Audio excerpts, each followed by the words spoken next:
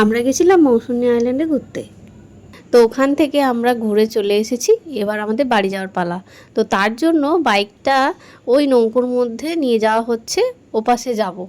তো দেখো দুপাশে দেখো কাদা, ওটা কিন্তু তোমরা ভাববে না যে বালি, কেউ বালি ভেবে আবার চলে যেও না। দেখো কি সুন্দর রোদ উঠেছে, খুব ভালো লাগছে ওয়েদারটা, হাওয়া দিচ্ছে প্রচুর, এত হাওয়া দিচ্ছে কি বলবো, খুব ভালোও লাগছে। এবার বাইকটা ওই নৌকোর মধ্যে নিয়ে যাওয়া হবে, নিয়ে আমরা ওপাশে যাব। তোমরা দেখতে পাচ্ছ নদীতে কত জল ভর্তি, পুরো জোয়ার। এবারে দেখো এখানে বাইকটাকে উঠিয়ে নিলাম, চারিদিকে তোমাদেরকে একটু দেখিয়ে দিচ্ছি।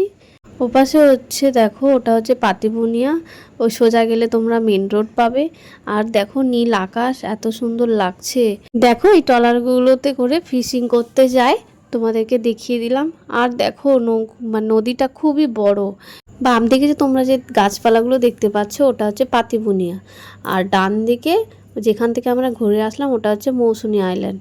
আর সোজা সোজা গেলে তোমরা বকখালি চলে যাবে। দেখো একটা নৌকোতে কতজন মানুষ ধরে, এখানে অনেকজন মানুষ ধরেছে।